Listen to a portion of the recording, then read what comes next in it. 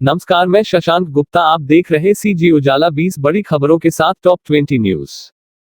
देश में 63 दिन बाद 1 लाख से कम कोरोना केस। मौतों का आंकड़ा 3.5 लाख के पार। मंगलवार को देश भर में 86,498 लोग कोरोना पॉजिटिव हुए। इससे पहले 5 अप्रैल को 96,563 लोग कोरोना संक्रमित पाए गए थे। वैक्सीनेशन पॉलिसी पर पीएम मोदी के ऐलान के बाद आसान हुआ। साल के अंत तक सबको वैक्सीन देने का लक्ष्य। मुफ्त टीकाकरण की नीति के संदर्भ में पीएम नरेंद्र मोदी को 1 जून को ही प्रेजेंटेशन दिया गया। इसी दिन टीकाकरण के पुराने मॉडल को 1 महीना हो चुका था।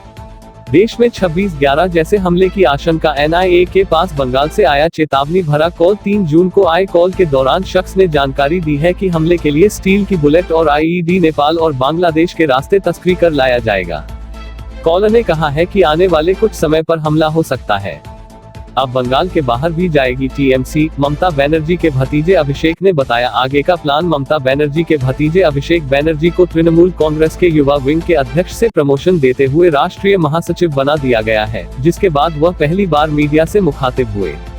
दक्षिण अफ्रीका में फर्जी डॉक्यूमेंट बनाकर रुपये हड़पने के जुर्म में महात्मा गांधी की परपोती को 7 साल की सजा। राष्ट्रपिता महात्मा गांधी की परपोती आशीष लता रामगोविंद पर दक्षिण अफ्रीका के ही एक व्यवसायी से 62 लाख रुपए हड़पने का आरोप है। पीएम मोदी के ऐलान पर शिवराज ने किया स्वागत। कमलनाथ ने कहा बहुत देर कर दी आते आते। पूर्व मुख्यमंत्री कमलनाथ ने निशाना साधते हुए कहा कि आदरणीय मोदी जी, अगर आपने समय रहते 100 साल में आई सबसे बड़ी विपत्ति को पहचान लिया होता तो देश में इतनी बड़ी संख्या में लोगों की जान नहीं जाती। झारखंड के देवघर में 101 साल के बुजुर्ग ने लगवाई वैक्सीन। कहा सभी लगवाएं। एक तरफ झारखंड समेत देश के कई ग्रामीण इलाकों में लोगों के बीच वैक्सीन को लेकर जागरूकता न होने के अपडेट हैं, तो दूसरी तरफ इस तरह की खबरें सकारात्मकता पैदा कर रही हैं। अलीगढ़ में शराब माफिया अनिल चौधरी के कोल्ड स्टोरेज पर चला बुलडोजर। अब तक करोड़ों की भूमि को चिन्हित कर कार्रवाई की जा रही है।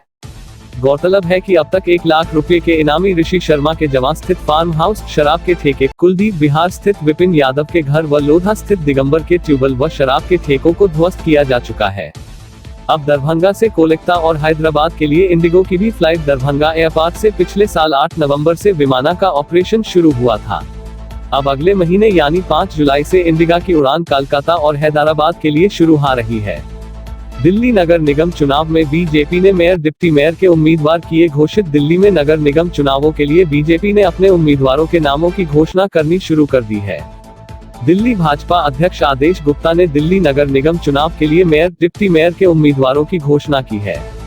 पीएम मोदी से आज मिलेंगे उद्धव ठाकरे। मराठा आरक्षण पर करेंगे चर्चा। 1 महीने से भी अधिक समय पहले सुप्रीम कोर्ट ने महाराष्ट्र में नौकरियों एवं शिक्षा में मराठा समुदाय के लोगों को आरक्षण देने से संबंधित 2018 का आरक्षण कानून खारिज कर दिया था।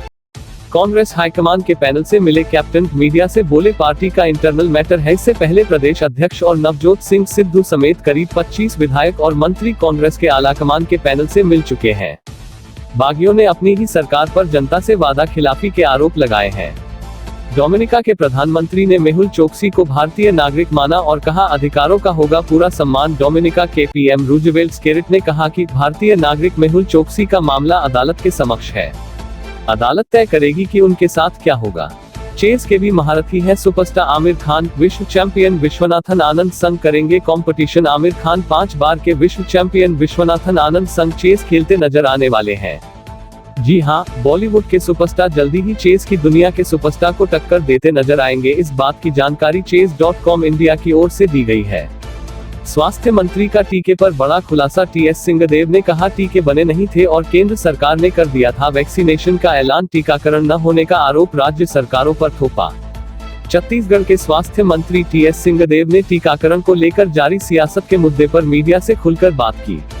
उन्होंने कहा कि टीकाकरण को लेकर केंद्र सरकार ने फैसला किया कि 2 कंपनियों से देश को टीके मिलेंगे। देश के 30 करोड़ लोगों को 2 डोज यानी कि 60 करोड़ टीके लगेंगे।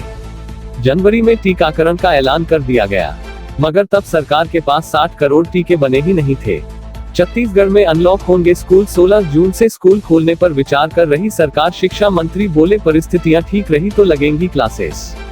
छत्तीसगढ़ में पिछले 1 साल से बंद पड़े स्कूल अब खोले जा सकते हैं। इसे लेकर प्रदेश की सरकार विचार बना रही है। सोमवार को स्कूल खोले जाने के मुद्दे पर मीडिया से बात करते हुए शिक्षा मंत्री प्रेमसाय सिंह टेकाम ने कहा कि अगर सब कुछ ठीक रहा तो 16 जून के बाद स्कूल खोले जा सकते हैं। ट्रैफिक डीएसपी द्वारा ऑटो चालकों को निर्धारित वर्दी पहनने, हिदायत नियमों का पालन नहीं करने पर दी कार्यवाही करने की चेतावनी। यातायात व्यवस्था सुदृढ़ करने के लिए पूर्व में पुलिस अधीक्षक प्रशांत अग्रवाल के द्वारा आदेशित किया गया था। सीजी बोर्ड 12वीं के वार्षिक परीक्षा न लेने की मांग। युवा मोर्चा राज्यपाल के नाम 8 जून को देंगे ज्ञापन।